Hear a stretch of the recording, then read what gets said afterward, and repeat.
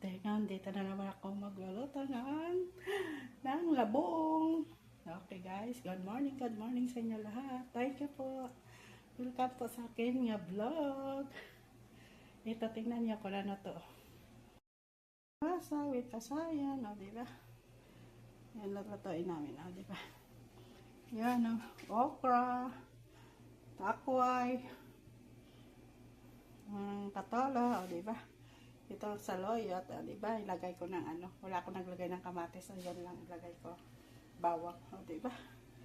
Yan na, doon tayo maluluto sa labas. Kasi baho yata. Tingnan ko lang dito. Nakalimutan ko ang gata, may gata ako. Diba? Ay, nakalimutan ko ang gata. Diba? Nakalimutan ko, diba? O yan. Dito tayo sa luto kasi mabaho ito mamaya. Diba? Ay, alibasat! Yan siya. Yan ang tambo ko na. Yun. Lagay ta na luto na yan. Lagay ko na ito.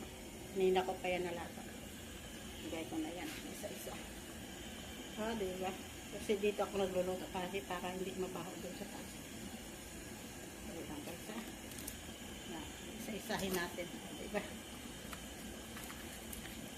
Isa-isahin natin.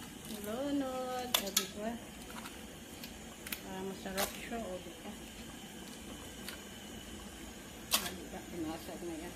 Yan ka ng kasayan para marami-rami yung sulak. Ito na ang ulam namin.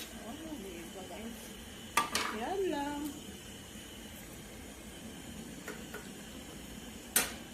Diba? Kasi gamay, konti lang yung sabaw kasi lagyan ko pa yan ng gata. Ay, nagpula-pula na siya. Gulot natin ang gulay. Ito, gulay. Lagay ito ng para hindi siya overcook ang kasayan siya ko ano. Sarap-sarap. Takitan na natin. Diba? Ayan na guys. Maluluto na yan. Ang sarap ng lagay. Sarap-sarap. Takitan na natin. Diba? Na guys. Ay, naku na pala na siya. Luto na yan. Katola ko sa okra. Ilagay ito na ang kata. Tapos yung saluyot. Na guys, ay, naku na pala na siya. Luto na yan, katola ko sa okra. Ilagay ito na ang kata, tapos yung saluyot. Ay, sarap, diba? Sarap na.